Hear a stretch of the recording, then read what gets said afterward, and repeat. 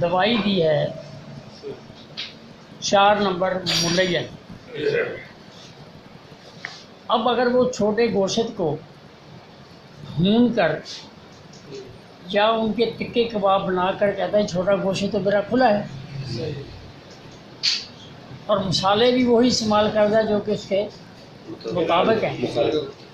آپ نے دوائی ملین دی ہے اور اس نے جو غذا کھائی ہے وہ محرک اور شدید کھا لی ہے، تو اب اسے آرام نہیں آئے گا بلکہ اس کو آوازاری ہوگی، کیونکہ اندر وہ ایک کھینچا تانی ہوگی. جی ادھر دوائی ملین ہے، ادھر تم نے اس کو شدید اور محرک کیا ہے، ملین ہو گئی، تو یہ اس کے لیے آوازاری کا سبب بنے گا.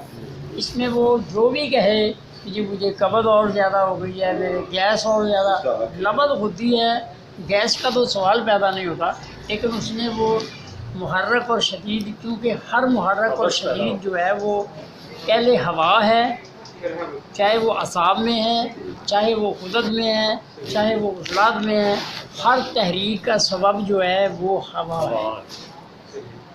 گرم ہوا ہے، خشک ہوا ہے، رطوبت والی ہوا ہے. ہوا ہے تو تحریک ہے. جی جہاں گرمی ہے وہاں تحلیل ہے، جہاں رطوبت ہے وہاں تسکین ہے. تو آپ نے ان ساری چیزوں کو ایک دوسرے کے ساتھ ملانا ہے کہ بھائی اگر ہم نے اس کو دوائی ملین دی ہے تو ہم اس کو اب غذا بھی ملین دیں. اسے کہیں کہ اب بھائی وہ غذا کی ترتیب میں نے لکھ دی ہے کہ اگر آپ اس کو بھون کر کھاتے ہیں اس کا اور مزاج ہے، آپ اس کو تھوڑا سا گلا کر مسالے کے ساتھ اس کا اور مزاج ہے، اس کو آپ شوربے کے ساتھ خوب گلا کر کھاتے ہیں اس کا اور مزاج ہے.